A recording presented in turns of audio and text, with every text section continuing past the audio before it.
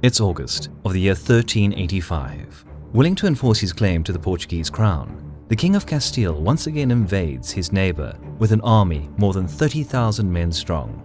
Portuguese rebels, united under John of Aviz, gather the troops to repel the invaders and preserve their freedom. The opposing forces met on the hilly terrain near the town of Aljubarrota in a decisive battle for Portuguese independence.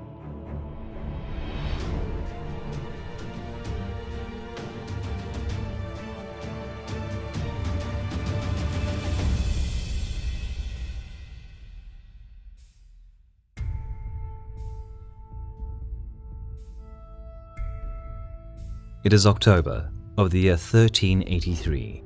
King Ferdinand of Portugal dies, leaving no male heir, and dark clouds gather over Portuguese sovereignty. Yet some months prior to his death, he arranged the marriage of his sole daughter, underage Beatrice, to Juan, King of neighboring Castile. Serious turmoil arose among the majority of the Portuguese noble class, as the deceased king's actions would essentially pass Portugal into Castilian hands.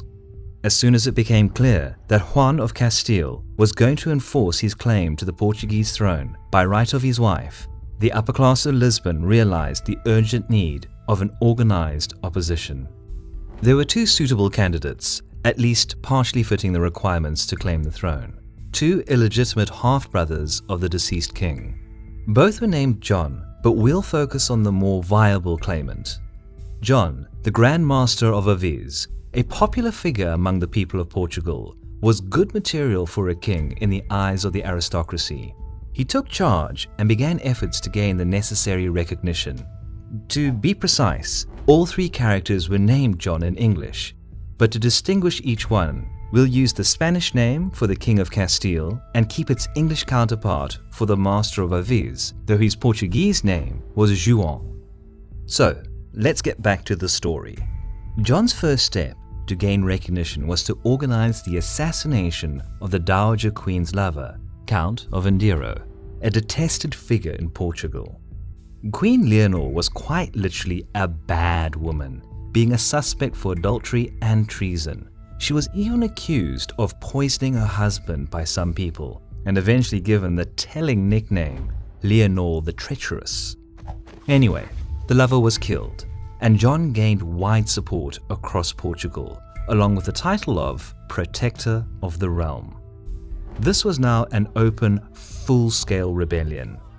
Though the winter passed by with no major events, the armed reaction of the King of Castile seemed inevitable.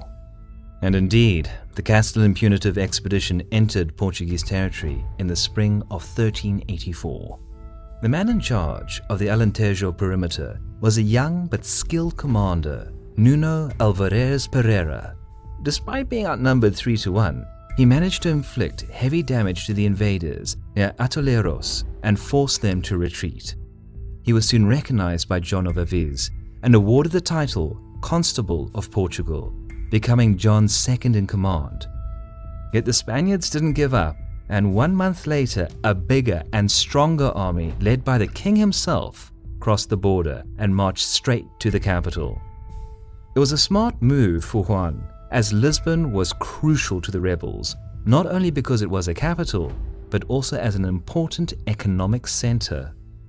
The siege was laid in May, and all the Portuguese could do was to interrupt the invaders' supply lines and harass separate groups utilizing guerrilla warfare. 2 months had passed, and Lisbon was about to collapse due to famine and the bubonic plague, which still spread periodically across Europe. Portuguese rebels strived to maintain the capital at all cost and launched a desperate naval attack from the sea. Despite the loss of some ships, they managed to temporarily break the siege and resupply the city, relieving its defenders. Juan of Castile had his own problems too.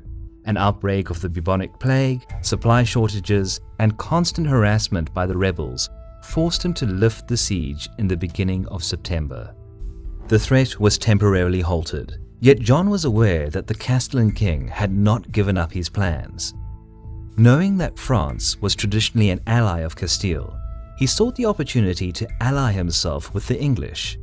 The 100 Years' War between England and France was at its peak, Yet the Portuguese managed to appoint several hundred English veteran longbowmen to reinforce their army.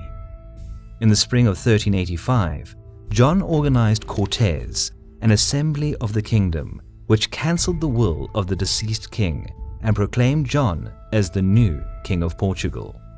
Upon hearing the news, the enraged Castellan king immediately decided to finish the job definitively and called all his banners.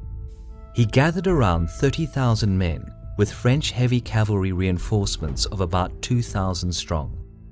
Once again, they headed straight to Lisbon. Yet due to the huge size of their army, the column moved slowly, giving enough time for the Portuguese to react. John had less than 7,000 soldiers at his command and knew that Lisbon most probably would not survive another prolonged siege.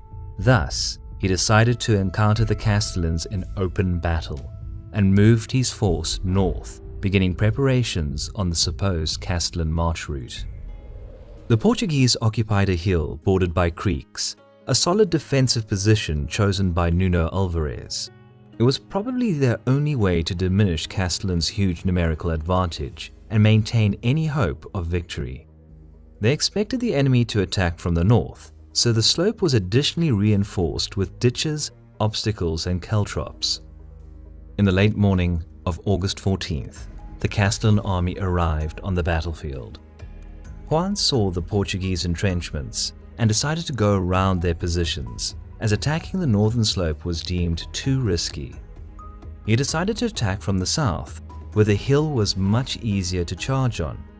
Yet again, due to the size of his army and questionable logistics, troop relocation took the better part of the day, which John effectively used to turn his units around and hastily strengthen the southern approach. The battle started with a charge of French heavy cavalry rushing to break order in the Portuguese line. But the closer they got, the more disorganized their charge became. A heavy rain of bolts and arrows, combined with uneven terrain crossed with obstacles, virtually mitigated the charge's momentum. This was a poor decision by the King of Castile, as the French knights, being stripped of their biggest advantage, had to then fight at unfavorable odds. Juan tried to fix his mistake and sent the main body of his infantry forward to relieve the French cavalrymen. Seeing the mass of footmen pushing up the hill, John withdrew his ranged units from the flanks and advanced with the rear guard. Regular melee began across the battlefield, with significant casualties on both sides. Yet the Castellan units couldn't use their full potential, as they lost much of their cohesion moving through ditches and pits, just like their French allies half an hour earlier. In comparison, Portuguese troops held the line firmly and dealt serious damage, slowly gaining an upper hand despite the losses on their own side. When the demoralized rear units of the Castellan army saw that the royal banner at the front had fallen, they thought that the king was dead and began fleeing the battlefield. This gradually triggered a massive retreat of Juan's troops, and after barely 2 hours of fighting, the battle ended with a decisive Portuguese victory. John pursued the fleeing enemy and killed many more Castellans. During the night and next day, about 5,000 more Castellans were killed by both royal troops and Portuguese civilians. There's even a story that a humongous baker woman with 6 fingers on each hand killed 8 Castellan soldiers hiding in Aljubarrota with her shovel. Whether it's true or not, it certainly shows how hostile the Portuguese people were towards the Castellan invaders. The encounter near Aljubarrota essentially broke Juan's ability to threaten Portuguese independence and became one of the biggest victories in the history of Portugal. King John subjugated all the remaining opposition in the following months and consolidated his rule, establishing the dynasty of House of Is and laying the foundations for a future Portuguese empire.